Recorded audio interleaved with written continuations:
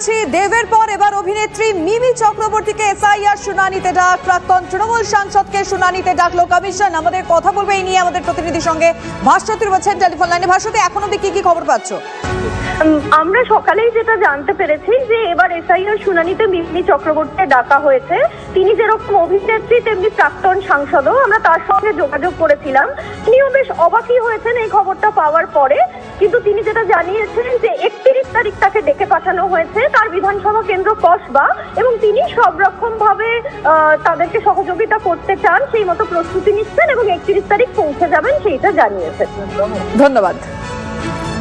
এর আগে আপনাদের মনে থাকবে এই এসআইআর শুনানিতে আমরা দেখেছিলাম দেবকে ডাকা হয়েছিল এবং তিনি সাড়াও দিয়েছিলেন, এবং এবার 14 তারিখে দেব হাজিরা দেন। আর এবার প্রাক্তন সাংসদ মিমি চক্রবর্তী, তাকে ডাকা হয়েছে। আজ সকালে খবর আসে নোটিশ পেয়েছি, শুনানিতে যাব, TV9 বাংলাকে জানিয়েছেন মিমি চক্রবর্তী।